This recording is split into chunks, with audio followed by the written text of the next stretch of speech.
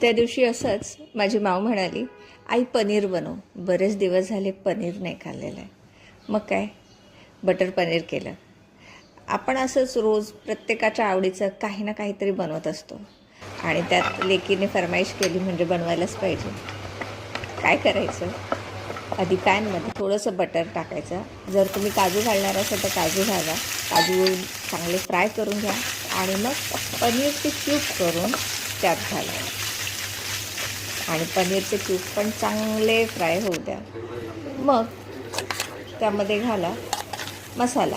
आता हा मसाला कोणता आहे तर कांदा, लसूण, टॉमॅटो, काजू थोडेसे अगदी तेलामध्ये परतून घेतले आणि मग त्याची एक छान पेस्ट करून घेतली. त्यात थोडे गरम मसाले पण ॲड केले होते आणि आपलं हे वाटण चांगलं परतल्यावर त्यात मी घातले टॉमॅटोची प्युरी. एक अख्खं टॉमॅटो त्यात घालायचं.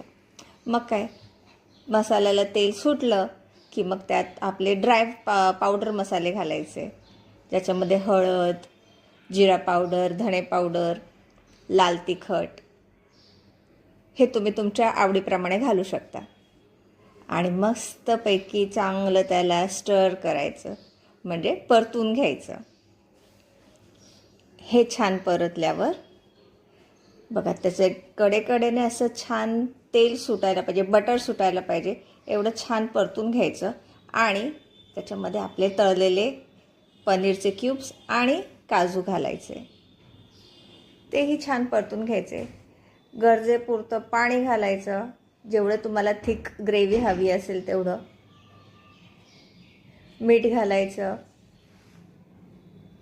वाव, झालं, मग रेडी आहे आपली डिश.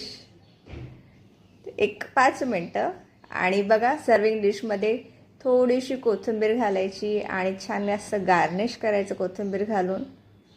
वाव, किती छान दिसते पनीर मसाला. आणि त्यावरच घालायचं हे फ्रेश क्रीम.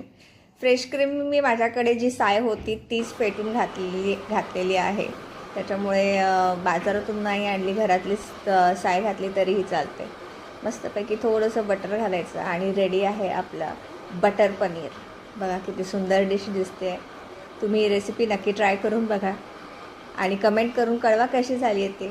तोपर्यंत बाय बाय.